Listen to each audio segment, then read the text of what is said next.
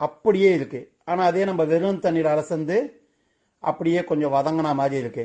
இந்த பாருங்க, இப்படி எடுத்து நம்ம சும்மா சாதாரணமாக எடுத்து காமிச்சா நம்ம ஒரு சந்தைக்கோ அல்லது மால்லையோ எங்கே வாங்கினாலும் சரி, வெறும் தண்ணீர் அலசனா அதை நம்ம வாங்கவே மாட்டோம். ஆனால் அதே இவ்வளோ ஃப்ரெஷ்ஷாக இருக்கிறத பார்த்தோம்னா இதை தான் நமக்கு வாங்கணும் அப்படின்ற ஆசையே நமக்கு கொடுக்கும். அந்த அளவுக்கு விவசாயத்தில் தான் நம்ம ஒரு வழி இல்லாமல் ஏதோ மருந்து போட்டு எடுத்து விளைவிக்கிறாங்க அப்படின்னு பார்த்தா, அதை விட வியாபார தந்திரமா எப்படியெல்லாம் பண்றாங்க பாருங்க. இதை பாருங்க, இப்ப தண்ணியில் அலசினா அதே கீரைக்கட்டை மறுபடியும் இந்த கெமிக்கல் தண்ணியில அலசுறோம்.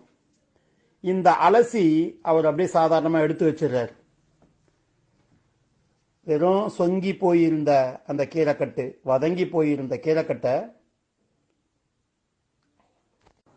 இப்ப அந்த வெறும் தண்ணியில இருந்து எடுத்துட்டு மறுபடியும் அந்த ரசாயன கலவை கெமிக்கல்ல கலந்த தண்ணியில கலந்து வச்ச உடனே அந்த கீரை எப்படி மலருது பாருங்க.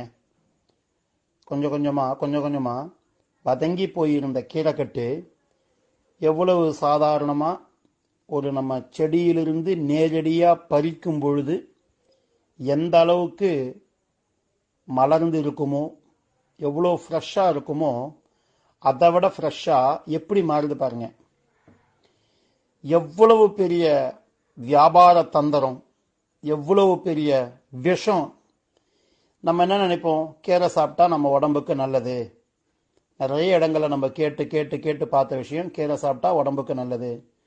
அப்படிப்பட்ட கீரையை வாங்கணும் அப்படின்னு போயிட்டு நம்ம உடம்புக்கு ஆரோக்கியத்தை விட விஷத்தை தான் நம்ம வாங்கிட்டு வந்துட்டு இருக்கோம். எனவே தயவு செய்து வியாபாரிகள் யுக்திய நல்ல விஷயத்துக்கு பயன்படுத்துங்க.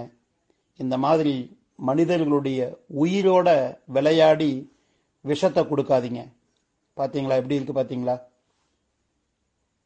தயவு செய்து நல்லதை பகிருங்கள்.